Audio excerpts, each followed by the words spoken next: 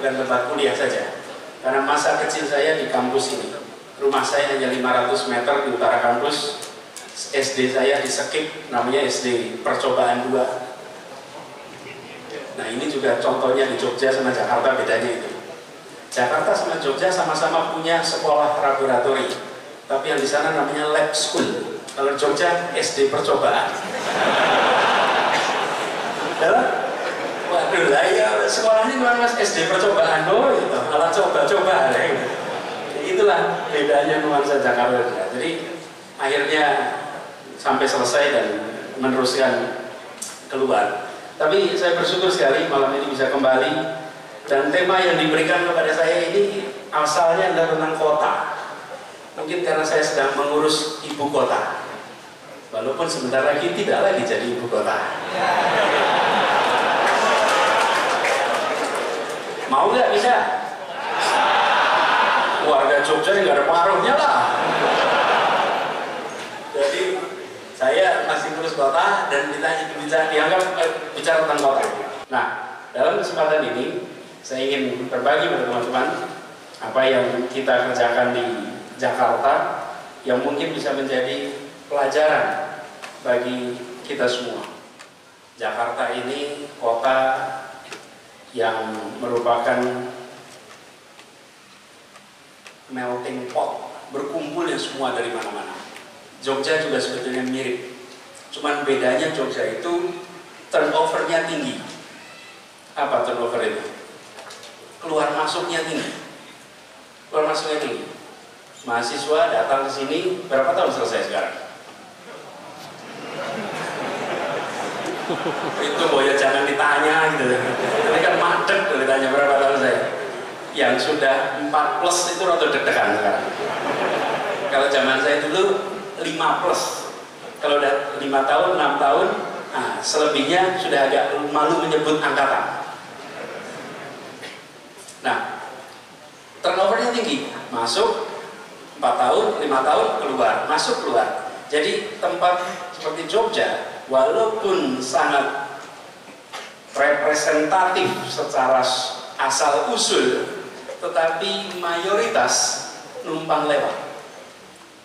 Masuk 4 tahun, walaupun sekali pernah minum air Jogja, sujud di kota Jogja, tidak akan pernah bisa melupakan kota ini.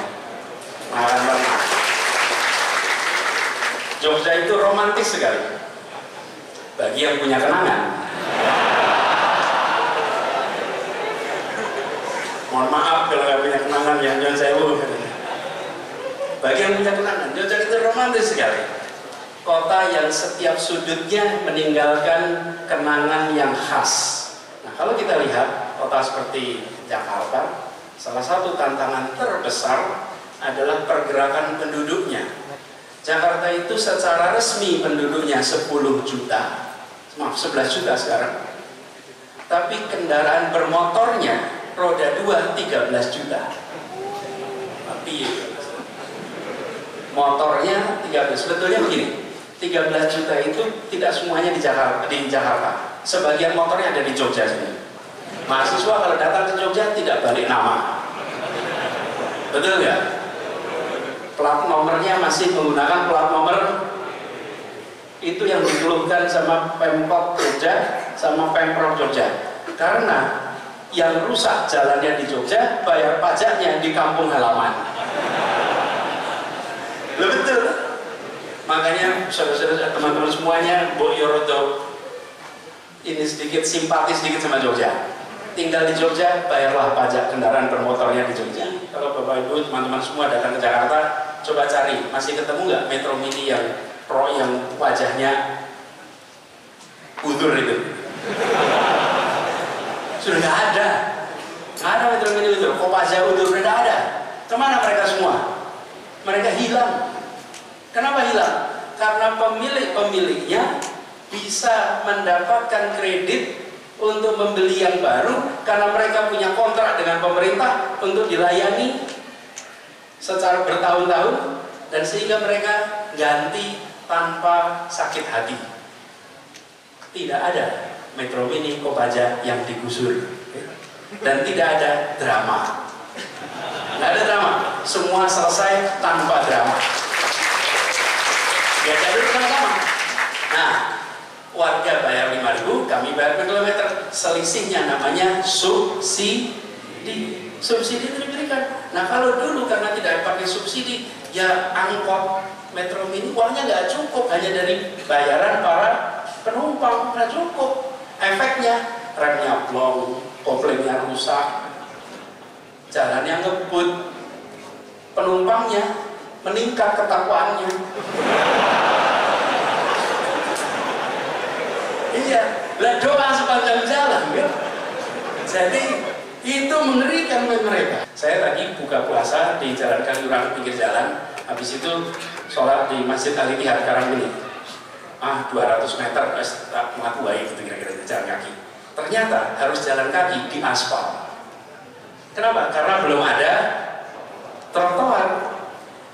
Kita semua berharap semua kota jangan mengulangi kesalahan Jakarta.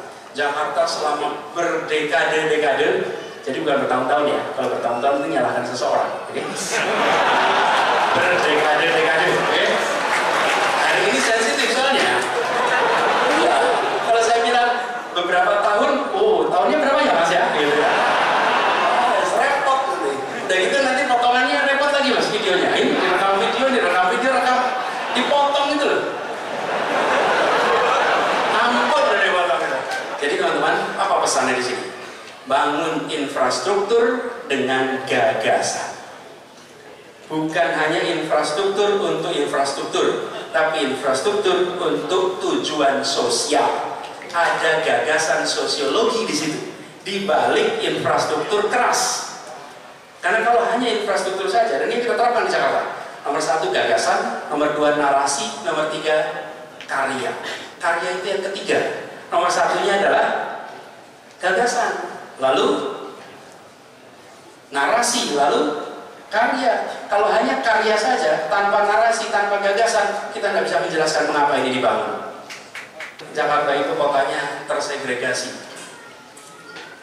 Kalau CFD penuh sekali warga di luar. Kenapa penuh?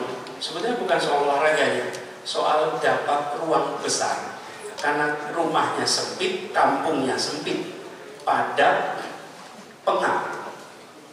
Begitu ada hari Minggu, mereka bisa CFD. Sekarang tidak perlu hanya hari Minggu, kapan saja bisa jalan-jalan di trotoar semua yang dibangun di Jakarta. Perasaan kesetaraan itu hadir.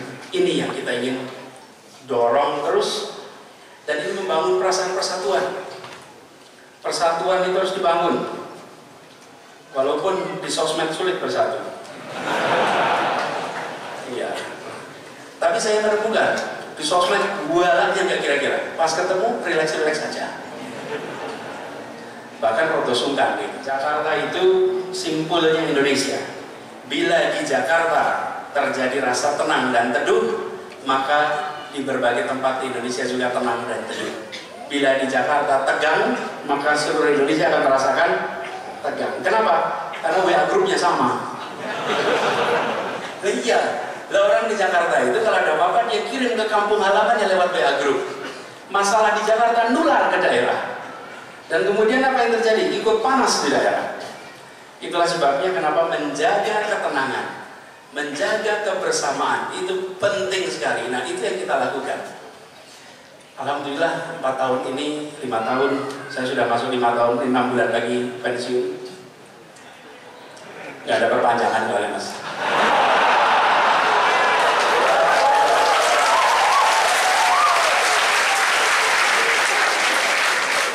Kenapa tepuk tangan nih?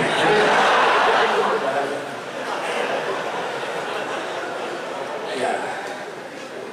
Jadi saya bulan Oktober besok, kalau tidak ada halangan, tidak ada perubahan, itu selesai. Teman-teman semua kita merasakan, alhamdulillah listrik nyala. Di kos-kosan listrik bagus ya?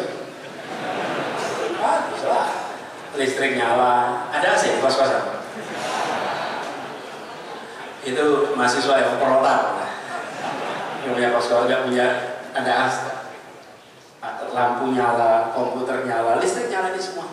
Pernahkah kita bilang terima kasih PLN atas aliran listriknya? Nggak ada. Tapi begitu lampunya mati, apa? Itu namanya PLN trending topic, gitu. Betul ya? Sebagian yang kita kerjakan di pemerintahan itu begitu. Pemerintahan itu mencegah masalah, tapi tidak pernah terlihat.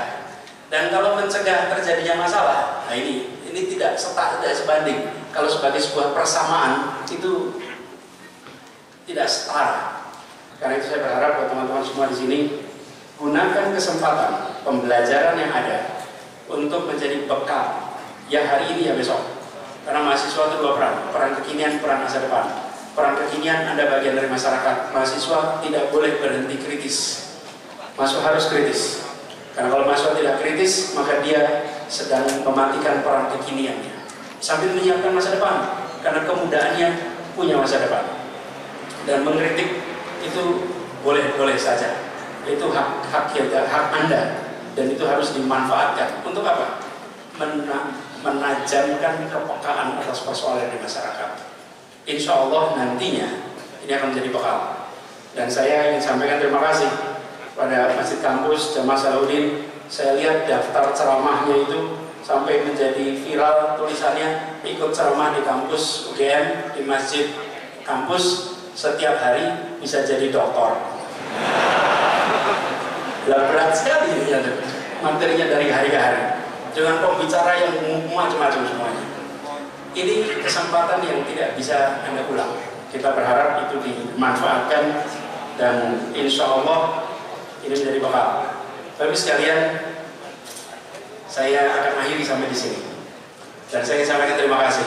Terima kasih kepada saudara semua yang hadir. Saya meminta kita saling mendoakan. Doakan saya 6 bulan ke depan bisa husnul khatimah.